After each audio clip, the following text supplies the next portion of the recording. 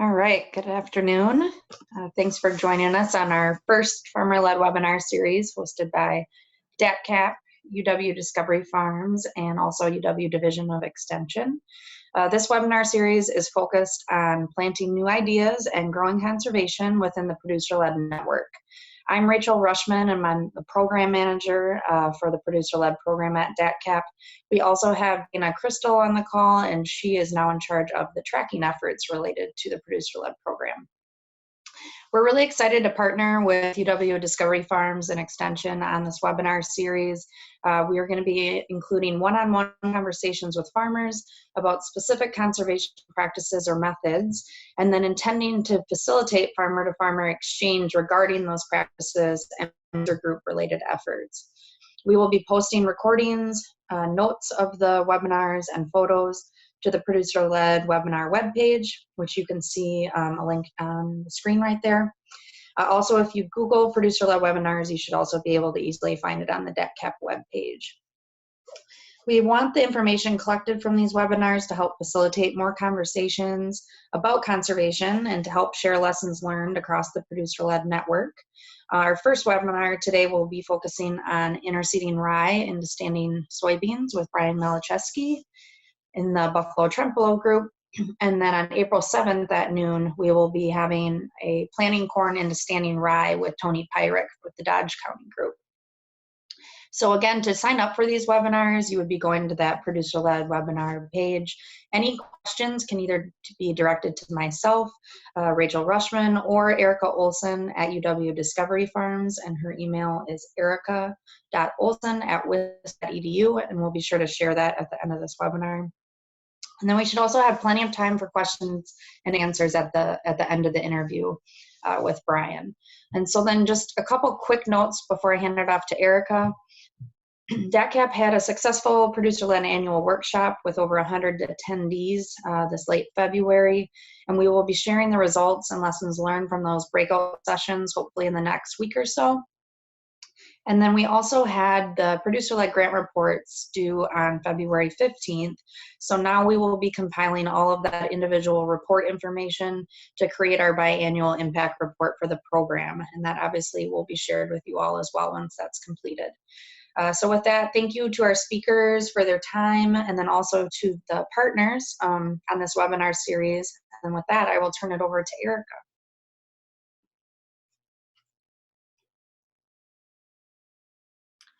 All right, thanks, Rachel. I'm gonna stop sharing my screen right now. So hi, everyone. My name's Erica Olson. I work for the Discovery Farms program. Amber Raditz, who is the Discovery Farms co-director, is also on the call today. We are a on-farm research and outreach program, part of the UW-Madison Division of Extension, and our work focuses on the relationship between agriculture and water quality. And we perform research throughout the state and share that with farmers. We work with farmers to develop solutions for water quality challenges. And we also have a pretty significant outreach component in our work, working directly with farmers, sharing what we've learned, and developing connections. And I also want to mention Michelle Scarpace. She's on the call as well, and she works for the Division of Extension, part of the Natural Resources Institute, and she's been a big help to making these webinars possible and assisting with a grant to help with an evaluation component. So thanks, Michelle. And with that, we're really fortunate to have Brian Malachewski here with me today to be on our first webinar in this series. And Brian Malachewski is a farmer, part of the Buffalo Trempealeau Farmer Network. So Brian, can you briefly introduce yourself and tell us about your farm? Hi, yes, Brian Malachewski. I am my wife Sarah and I live on a farm and have one child named Bennett. That's our first. He just turned 2 years, so we're at that stage. And we took over the farm in 2008 from my dad. Prior to that, I was farming with him in partnership and took over. And we operate 600 head of feeder cattle 2,500 acres of row crops, corn, soybeans, some alfalfa, and cover crops. And then we do some custom work on the side, trucking, spraying, planting, and whatever somebody calls for us to help them with. So. Awesome, great. So today we're going to be talking a little bit about the practice the Buffalo Trempealeau Farmer Network has tried of overseeding or interseeding into rye into soybeans. So Brian, can you tell us a little bit about where that idea came from? Yeah, so the idea is, I mean, there are a lot of farm magazines, people are trying different practices, and we started this group, and it was, mutual amongst all of us in the group that we wanted to try something that we would hope that would work and be cost effective, and where we had time to actually do a practice like this. Yeah, and what is the purpose of doing this practice? Well, the main purpose is being in the Midwest, or at least the region we're at here, further north, we wanted to try to get a cover crop down and going before we harvested our row crops, corn and soybeans. So and soybeans in this situation.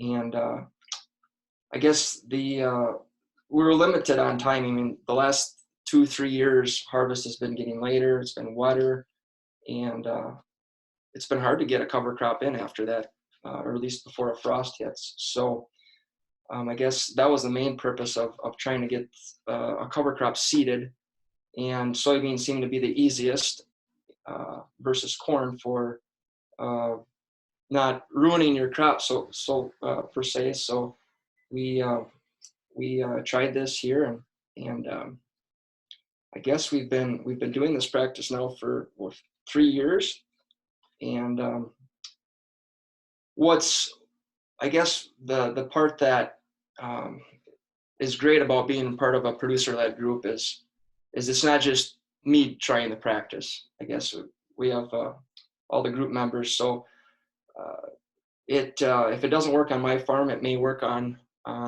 one of the other producers' farms, which, the very first year that was the case. There were several of us where it didn't turn out as well or at all, where a bunch of the other group members, it turned out really great. So I guess that's the nice part about being part of this producer-led group, and I'm not the only one that's the guinea pigs per se. So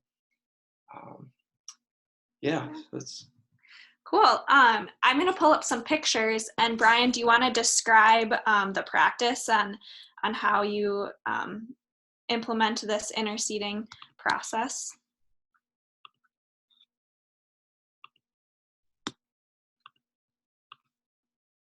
yeah. Okay, so they can see this picture here. Yep. Okay, so the picture on the far left is the rye, just laying on top of the ground. It's as you can see, it's moist. I guess back to getting that seed there and getting it even and timing and everything. I guess the biggest part is we actually had teamed up with our local co-op because I don't own a high boy spreader or a spreader that's able to track through the rows. We're fortunate enough to team up with our local co-op because they have the high boy self-propelled spreader, and they were actually really interested in teaming with us and doing this practice. One, because it's their down season. They're not busy during that time of the year, or as busy, and there's a picture of their seeder driving through the beans. So they actually took the time to make sure their spreader was calibrated. The best way we did that was we went out in a hay field, so we didn't have to drive the soybeans down, and laid everything out, made sure we were spreading the right width, getting good coverage. So we started there, and that was a huge help having them team up with us. And so basically, they actually have been attending our meetings as well. So I mentioned that, not that every group is going to be able to have a co-op attend their meetings, but they were very interested in what we're doing, obviously that gives them business as well. So. What types of seeding rates did you use? So as the group, we tried all different rates. I guess the lowest rate we went was 50 pounds. I guess the more seed, the better. I guess that sweet spot per se is that 100 to 120 pounds or a couple bushel of rye. And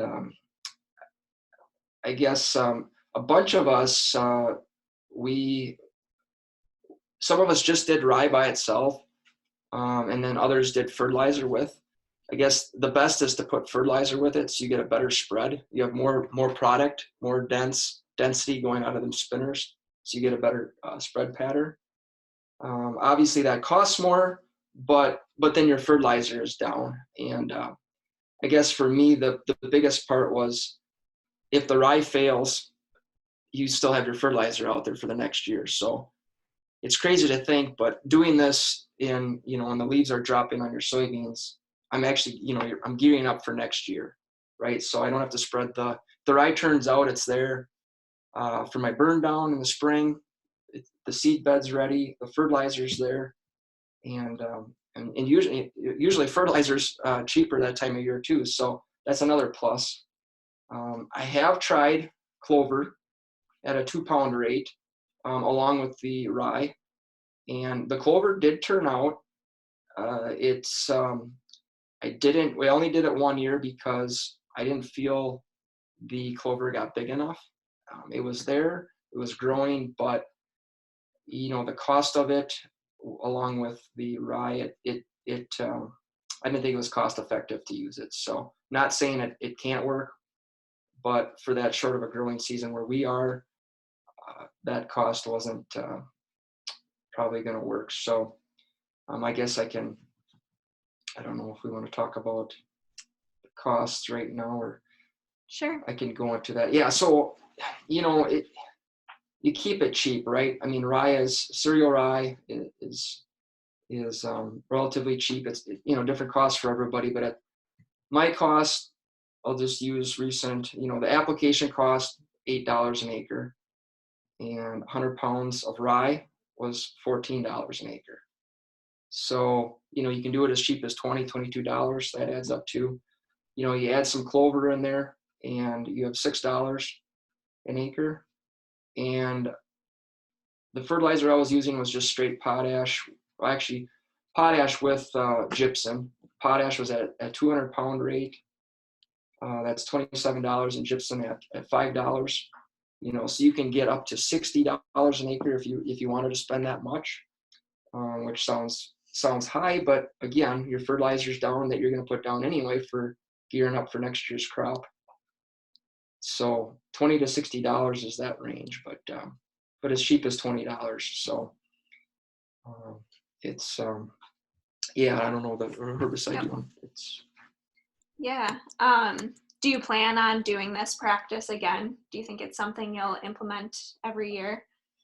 Yeah, I have been. Our group has been. I mean, it's a matter of timing, really. It's the other part that I didn't mention with the whole spreading was the herbicide program. That was another factor that we're trying to consider. Is a lot of us are no-till because we're farming in the hills, and so what I do is I do a burn down in the spring with a residual. And then midsummer, I come back in with my post. And that post this last year was dual at 1.5 pints, Roundup at a quart, and then Extreme at 2.7 pints, along with your adjuvants. And I do think the chemical program does have an effect because others in the group had tried or came in with their post with just straight Roundup, and it seemed like they had a better catch. Now that's that's still out in the open. I don't know if it's a huge effect or not, but because you have all your other factors such as crop residue, soil moisture, rainfall, and so. Yeah. How has the practice changed over time? And maybe you can talk a little bit about like those conditions, or what is the perfect condition? So conditions, it's interesting because, our group is relatively close together, but yet we are spread out. So rainfall is, it's just in a 20-mile radius can change a lot. So I guess what we've been finding is the residue in your field is one thing, right? How thick it is, and then the next is rain. So the main part I found to be successful at this is the timing. If you make sure you don't get it too soon before the leaves drop off the soybeans is the first part. Next is try to plant it just before a bunch of rain, right? I know that's not always key, but if there's rain coming up, go ahead and get it done. So I guess that's when you have to have your spreader calibrated and ready to go, and the seed ready to go. So, so the residue. Brian, do you remember an approximate date range? Like, do you have any ideas? I can look at my pictures here quick, but I mean, the way the crops have been, I mean, that whole key to the soybeans dropping their leaves, I want to say it's the end of July. I'm not sure if I'm going to find a date. I want to say towards the end of July. September. Or I mean September. Yeah, not July. September. Sorry. Yeah, leaves aren't falling off the soybeans in July, but the end of September, mid to end of September. So I'm not finding a picture here with a date here, but did the date vary year to year? Yeah, yes, year to year, and actually within the group itself, there was a bunch of us that I want to say there was a 3-week span between spreading, me versus you on timing, just because those soybeans were different maturity, or else they planted them at a different date. Yeah. So I don't want to say there's a magic number for a date for doing this. You just have to monitor your soybeans. So what was the effect that it had on your soybean harvest implementing this interseeding? You would think it would, based on that picture you see.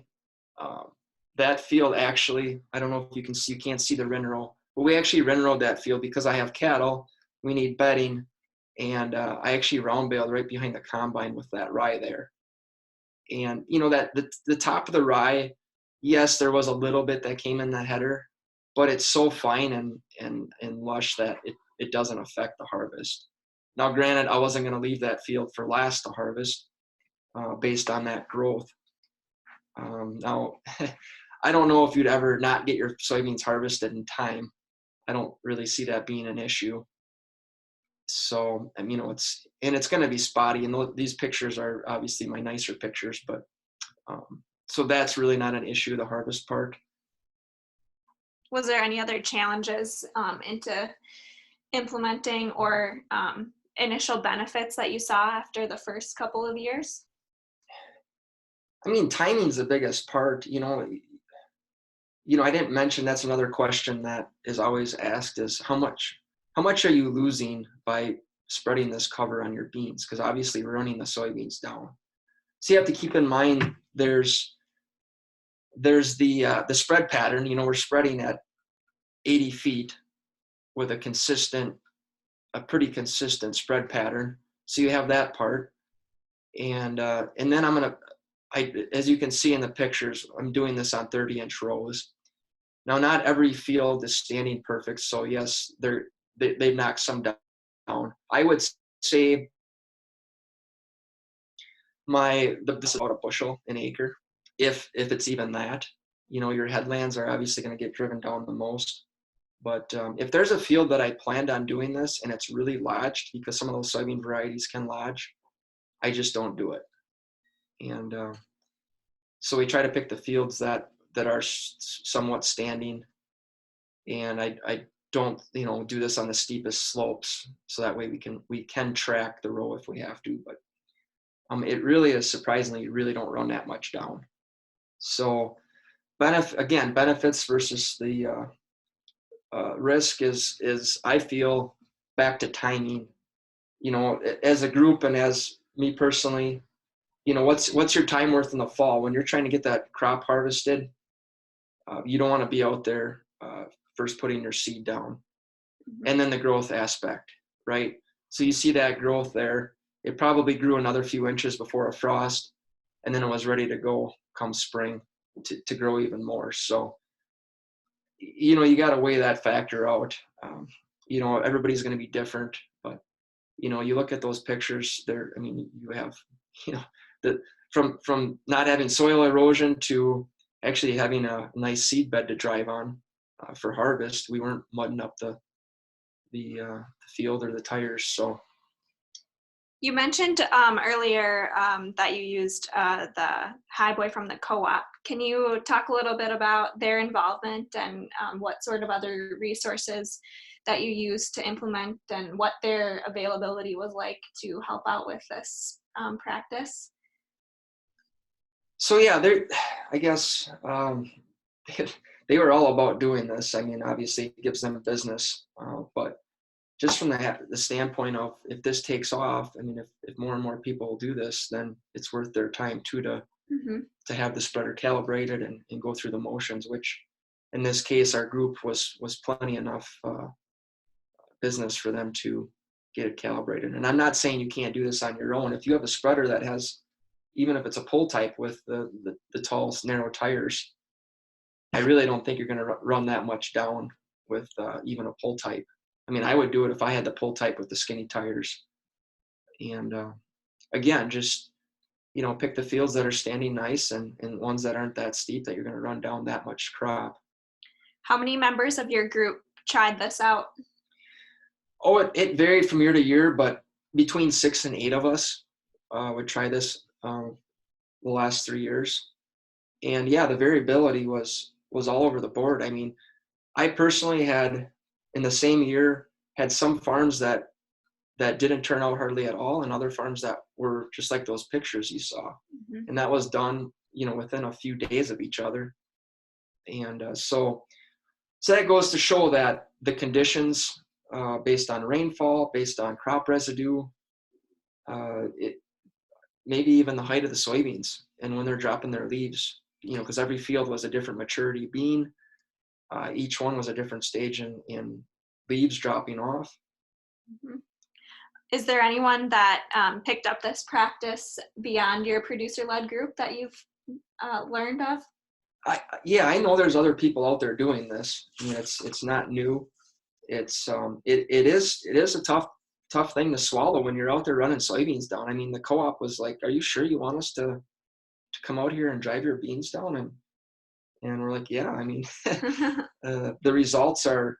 I feel the results outweigh the risks of in the loss you have in the little bit of beans you run down. Yeah. Brian, along that same topic, did you consider aerial application? This is a question from Tanya Gratz. Yes, I mean, unfortunately in our area, the pilots don't want to be in our area because of the hills in the small fields, because we do live in a hilly area, and our average field sizes are 20 acres. So I would do this aerial. I guess it'd be the same aspect as the Highboy. I mean, it's putting it on top of the ground. And I mean, I know people have had great luck with aerial that I've talked to in the South. Matter of fact, they may even have a better stand just because you get that downforce from the wind penetrating that soil a little better, getting it through that residue. So yeah, I would do aerial if we could find somebody that would fly in our area. Yeah. And then you wouldn't run that crop down. Yeah. Yeah, I guess maybe let's take a minute, if you have any questions about this specific practice, to type them into the chat box and ask Brian, and then we'll take a question or two, and then we'll talk a little bit more about the Buffalo Trempealeau Farmer Network and its makeup. So if you have a practice-specific question, go ahead and type it in the chat box.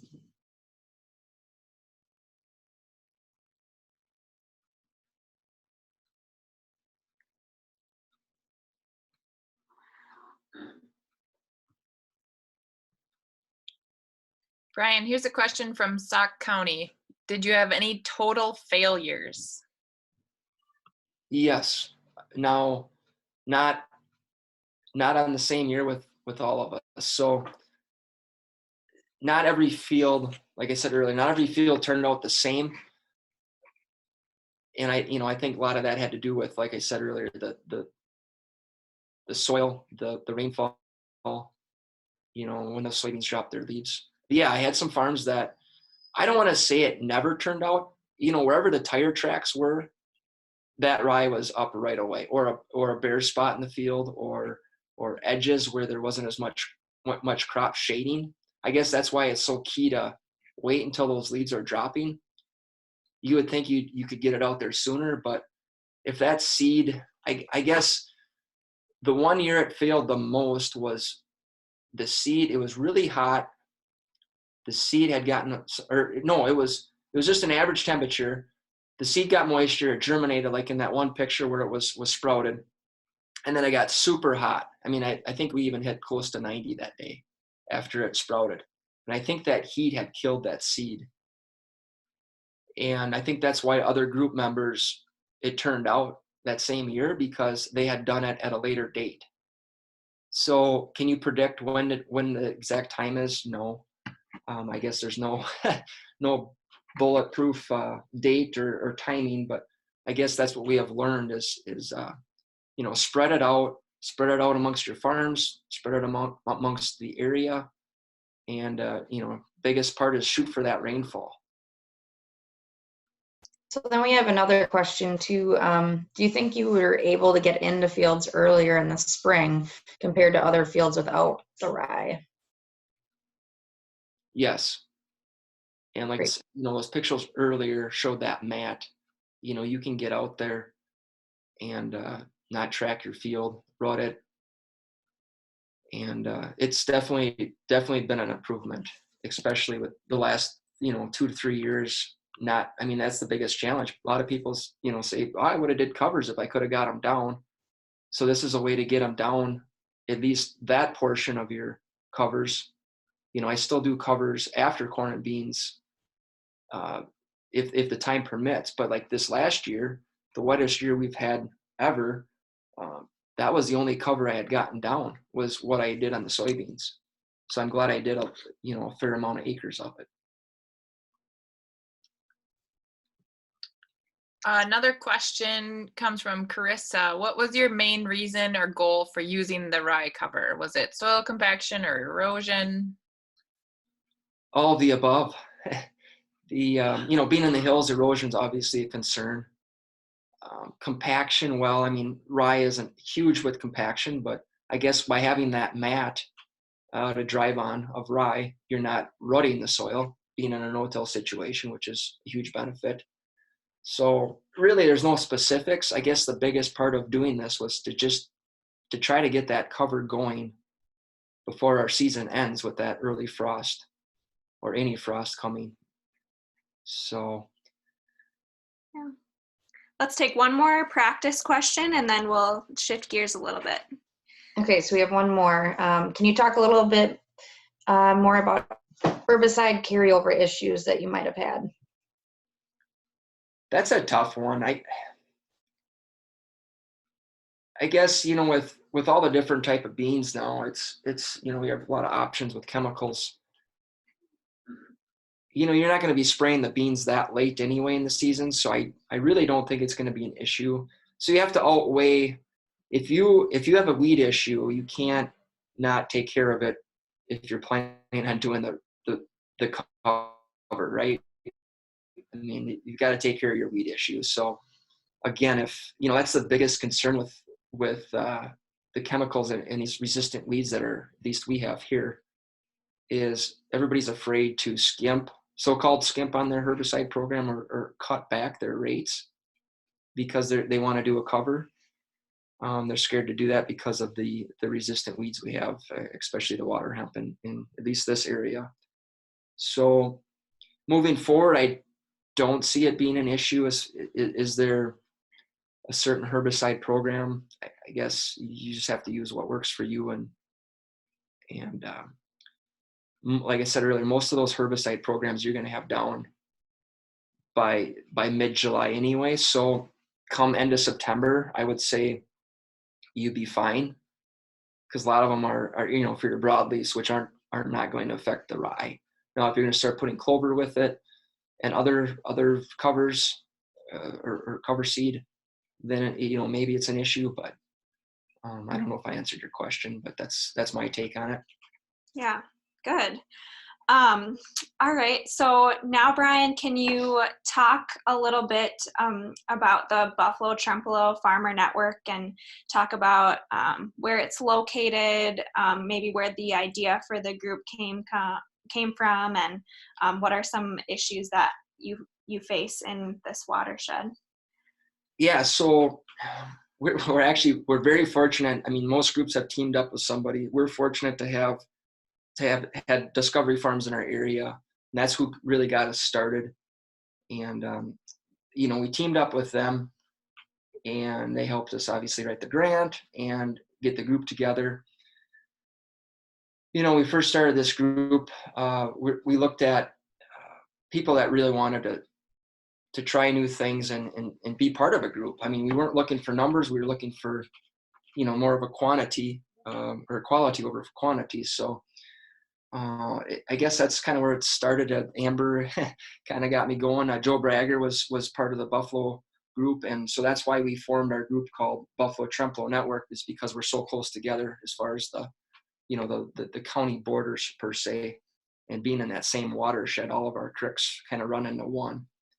And as you heard me talk, we are in some really hilly region here.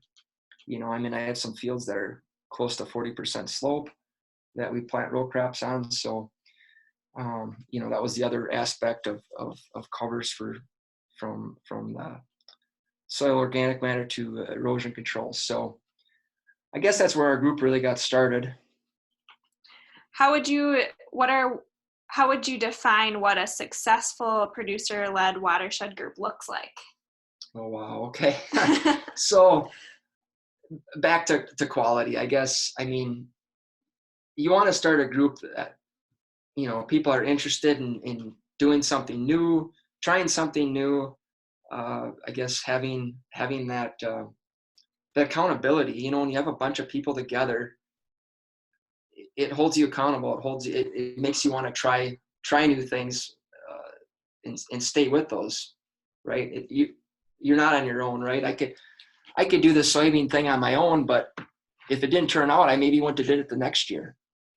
And I guess that's the best part is and then that group is in your region, right? We can read articles all day about cover crop stories and trying things, but if it doesn't work in your area, or if you haven't seen it work, you may not do it.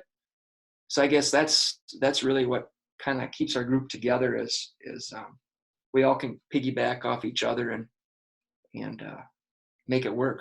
Yeah, definitely. Besides the interseeding rye into soybeans, what are some other conservation practices or innovative approaches your groups has done?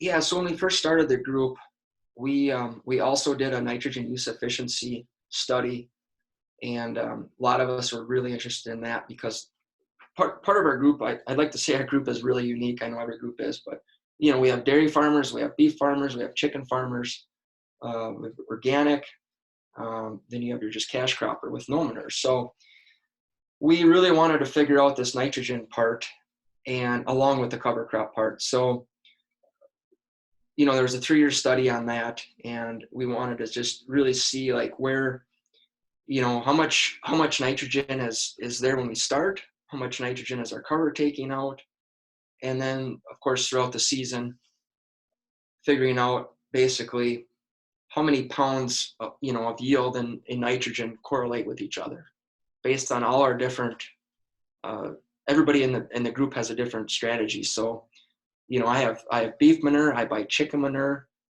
and then I also use the commercial fertilizers. So we would each pick a field that each year that we wanted to focus on and study that exact spot, exact field amongst all of us in the group. And that is pretty interesting how that went along with this cover crop part. So yeah.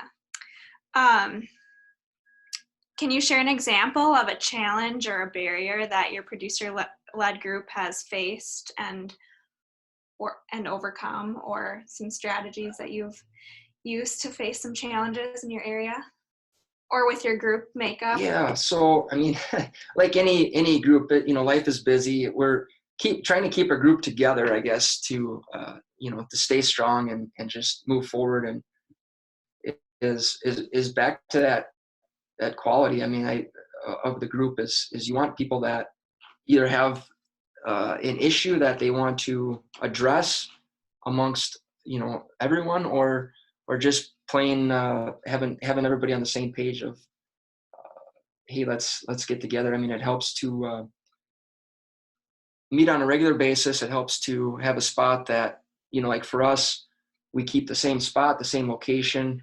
We meet where we can have food, because a lot of people, it's busy. So if you show up late, you can eat while we conduct the meeting, and I guess just have the same focus in mind.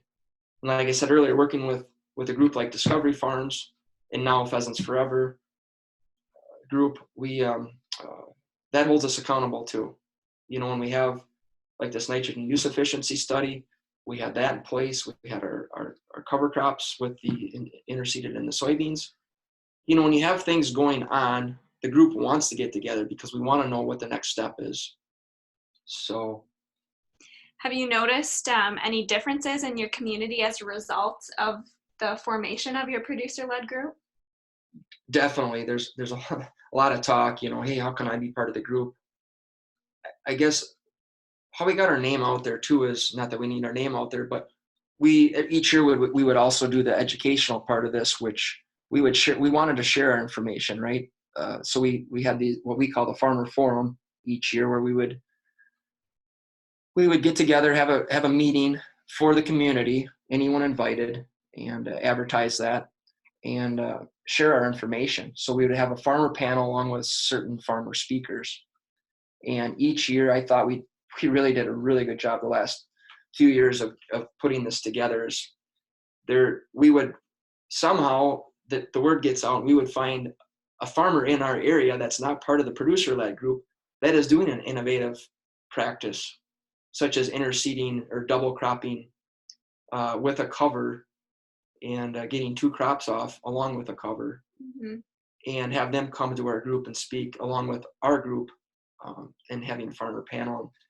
I feel that's been successful because farmers want to hear from farmers, right? It's not that data is not important, but it's our local data. It's data from our area, and so that's been a huge success and has gotten our name out there amongst the community.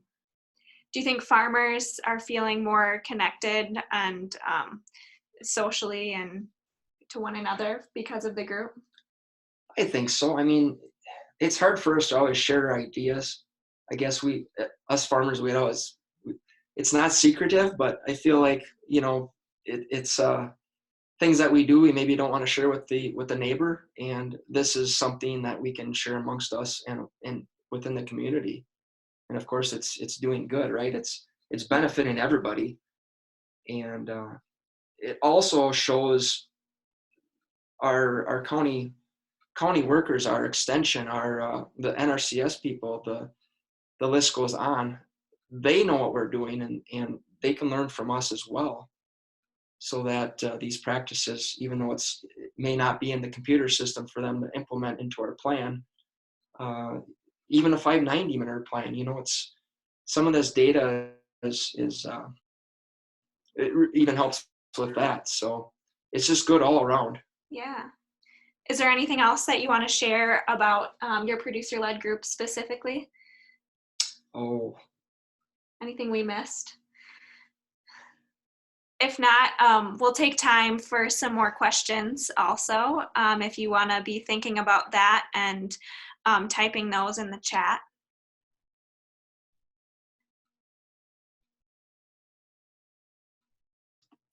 Yeah, and while we wait for any other questions, I just wanted to make mention of the follow-up survey that's a part of the grant that Michelle Scarpace was able to get for these webinars.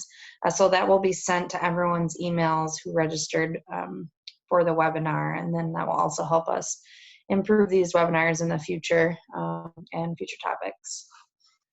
Yeah. And I had a question about where the recording will be available, and I believe it will be posted on the webinar page that's located on the DATCAP producer-led page. Yep, that's right. Yep, so that will be accessible as soon as we get it downloaded and loaded to the website. So within the next day or two, I think it will be posted.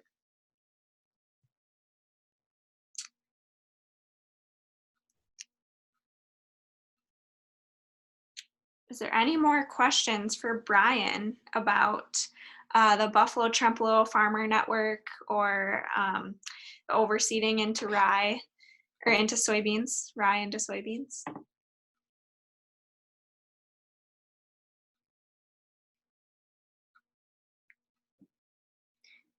Amber, did you want to add anything that I missed? I feel like there's no. Good. I thought you did a great job, Brian. You covered it. Great. Thanks. Good stuff. We did use our group funds to help do some reimbursement and offset the cost to farmers for this. And so we reimbursed based on how much they spent. And so we calculate, or they just turned in invoices for how much seed costs were and how much the application cost was, and then reimburse them up to a certain amount for the number of acres that they did.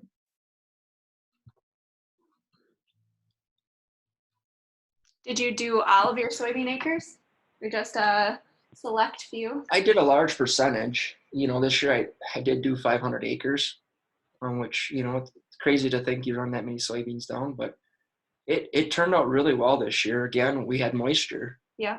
Moisture is key, when that seed's laying on top of the ground. So, but yeah, as long as your group has the same goals, I mean, it's just do it. So it's I guess to add to Amber, our acres, because of this and just in general, just our group alone, we've increased acres of covers. I would say more than what we normally would have done on our own. And, because people have been doing this on their own before this group, or even if they're not part of this group, but it definitely we have done more acres because of it. Do you notice a greener springtime when you're driving around looking at fields? Huge. Yeah, and just in the last 2 years, I don't want to say I should say the last 3 years, because last year was probably the least amount of covers that were planted, just because a lot of fields, at least around here, there's still corn standing. So I guess that's the new cover for this spring is standing corn. Yeah. Yeah. Odd year. Hopefully this year will be Hopefully, yeah. different. But sounds like 2020 isn't super great so far, but it'll be good. Hopefully for farming it will be. It looks like Rachel posted again the link to the page, and a reminder that we will have another webinar on April 7th with Tony Pyrick, and it will be about planting, I think planting planting corn into standing rye, so planting green. So that will be on April 7th at noon again. And also, if you have any questions about these webinars, my email is erica.olson@wisc.edu, and I know Rachel is also available to answer any questions. So, Yeah. this is Tony. Can I ask one question yet, quick? Sure. I was just going to ask him, are you involved, or is there any lakes around or lake associations around your watershed up there that you could get involved with? There isn't. No, we don't have much for lakes. It's where we are. It's all hills and streams. So our water base is basically creeks. So no, it's, and that's it. I don't know if you're referring to, like our group, I feel is we just started because we wanted to do more covers. We didn't necessarily start as a group that had another outside group or source telling us how we should farm or I guess we want to be more proactive, and not that water isn't an issue, but it definitely is an issue. It's just streams instead of lakes. Because, well, down in our group, I can talk about it too in our next seminar, but there, sometimes you can get some, either some groups that maybe go boating or stuff, and using your rivers that can want to help your group or help the farmers, do practices to protect their streams and that. So if there's any type of boating or organizations out there that use the streams, and that, they may want to work with you or even help you. Right. I didn't mention, since we've started this, we do ask for some the local businesses, your implement dealers, your co-ops, your I can't even think of all of them right now. They have been really, your seed dealers, they have been so supportive of us doing a farmer group, farmer forum with speakers, that we have gotten huge feedback. So I guess that's what I've noticed within the community is your local businesses that are so supportive of this. So don't be afraid to ask them as well to help with your group. Yeah, it sounds like you're doing a real good job up there. Yeah, no, it's been good. I mean, it's all about green and profit at the end of the day. So making the soil a better place. Yeah. I want to give a huge thank you to Brian for being willing to be our first subject in this webinar series. And I think it's going to be a great tool to connect farmers and kind of just to share the awesome work they're doing across the state. So thank you, Brian, for doing a great job today with us. Yep, thanks. So with that, I think we can go ahead and end the recording, and thank everyone for coming, and watch for that follow-up survey that Rachel mentioned, and give us your feedback. So thank you.